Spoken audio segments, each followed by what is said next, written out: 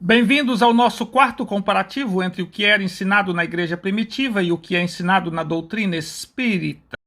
14ª comparação. Padre Orígenes diz que Cristo seria um ser à parte, palavra e sabedoria de Deus. Apesar de dizer que é filho, acaba de certa forma igualando ao Pai na sua criação e não na evolução do espírito. Está no seu livro 1, capítulo 2. O padre Orígenes, sabendo que Cristo era o criador do planeta e não sabendo que existia pelo menos mais de 200 bilhões de galáxias, e cada galáxia tem dezenas de bilhões de planetas, evidentemente não considerou que Cristo teria tido vidas e evolução em outros planetas. Por isso, considerou como filho, mas igualando-o como criador, ou seja, já nasceu com conhecimento e sabedoria como o Pai. Padre Orígenes, achando que o mundo se resumia no sistema solar, que até então conhecia apenas 6 planetas, incluindo o nosso, jamais imaginava que nós somos um grão de areia na Via Láctea, que é um grão de areia no universo. Por isso, a contradição do Padre Orígenes fica entendida com o que ele menciona na segunda comparação que fizemos, onde afirma que Deus seria justo e bom. Se é justo e bom, jamais criaria um ser diferente do outro. Como também na quinta comparação que fizemos, onde o Padre Orígenes afirma que o espírito chega a tal progresso na pureza e na integridade que o que recebeu de Deus como existência chega a ser digno de Deus, que dá o ser de maneira pura e perfeita. Revejam. Já Kardec, em Obras Póstumas, tem 7 capítulos sobre Jesus. Do capítulo 3 ao capítulo 9, traz todas as passagens bíblicas de Cristo, se colocando como um filho, inferior em bondade, bom é o Pai, e inferior em tudo, Deus é maior do que eu. E os apóstolos confirmando Cristo como filho. A doutrina dos espíritos caracteriza, portanto, Jesus como um espírito que chegou à perfeição, como um dia chegaremos. E que Orígenes menciona na quinta comparação que fizemos. Quem recorda logo no início da primeira parte desse estudo, quando Pedro disse que Jesus seria o Filho de Deus? E Cristo diz que sobre esse conhecimento é que edificaria sua igreja. Ora, considerá-lo contrário a isso, em igualdade a Deus, quebra o primeiro de seus mandamentos, amar a Deus sobre todas as coisas. E essa palavra Filho de Deus era designada para demonstrar que ele era obediente ao Pai, digno do Pai. Lembre-se, o anjo para Maria: o santo que de ti há de nascer será chamado Filho de Deus. O santo, o espírito puro que de ti há de nascer será chamado Filho de Deus.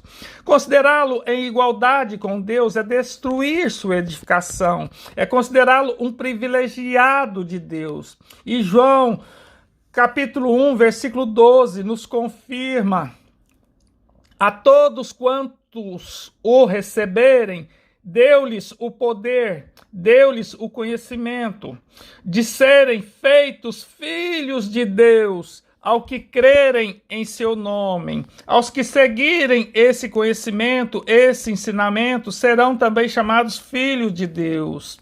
Se não bastasse, Cristo nos disse que era o caminho.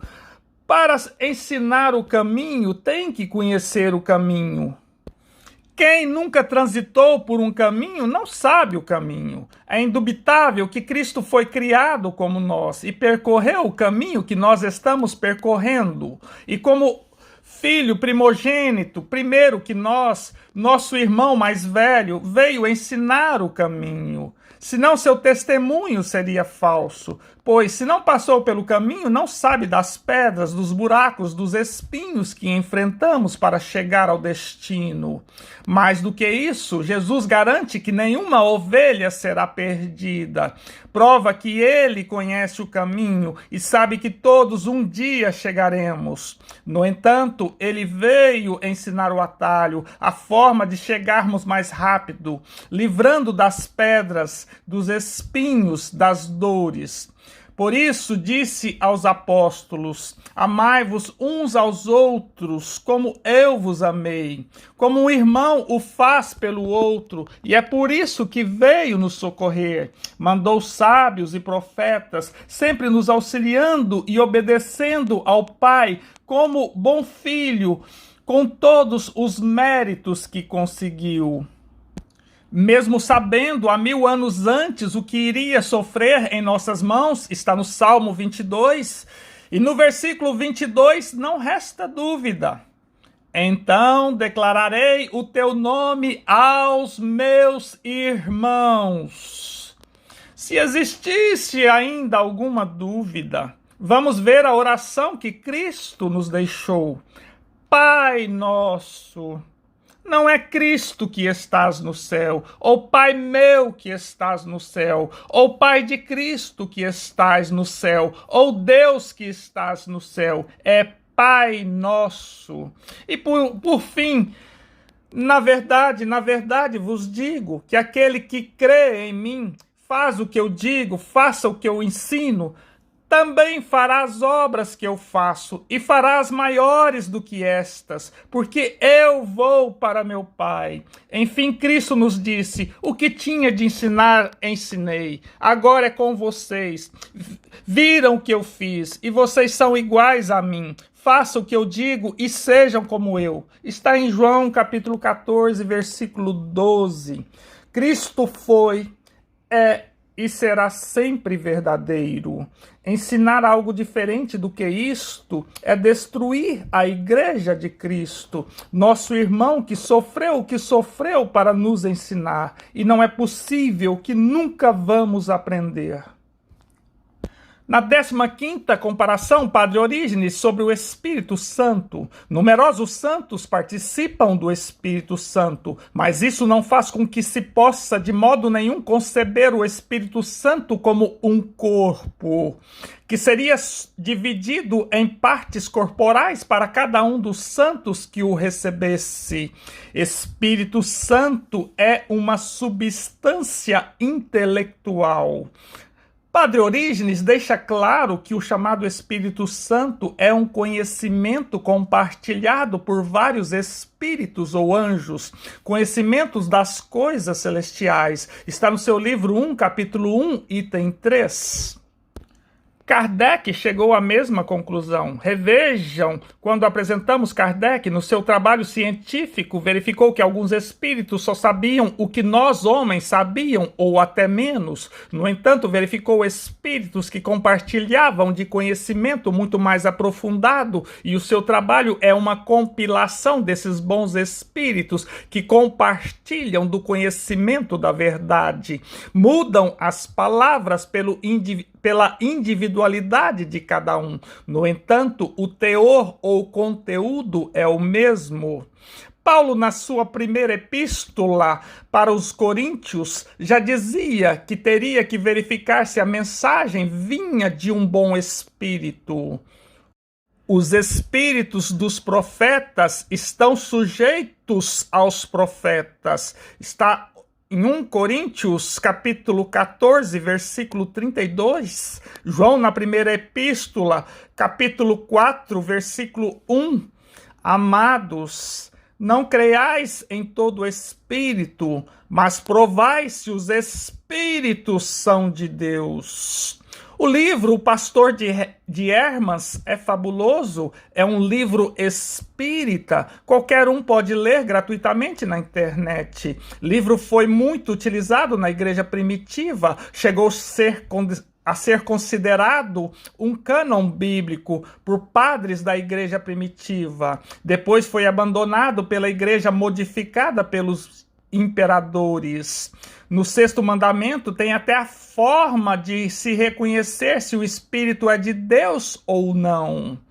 Orígenes, o padre Orígenes, atribuiu esse livro a Hermas, que recebeu saudações de Paulo, está em Romanos capítulo 16, versículo 14.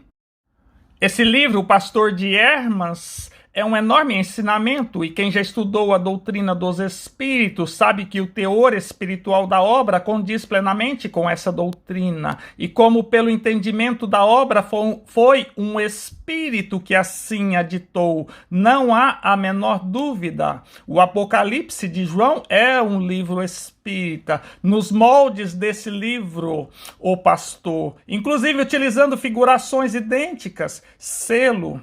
Os 10 Mandamentos é uma edição espírita. A Bíblia como um todo, a começar da parábola de Adão e Eva, é uma edição espírita. O Espírito Santo, o conhecimento partilhado por vários espíritos purificados, sempre foi transmitido. Nesse aspecto, a doutrina dos espíritos, ou o espiritismo, diz ser o Espírito Santo, o Consolador, o Espírito da verdade. E como vimos, o conhecimento desses espíritos condiz plenamente com o verdadeiro ensino cristão, ou melhor, ampliando esses ensinamentos, como Cristo nos disse. Teria muito mais coisas para dizer, mas não suportaríamos na época em que o Consolador ensinaria todas as coisas. Ficamos por aqui e não perca nossa próxima apresentação, quando falaremos do Consolador, do Espírito da Verdade.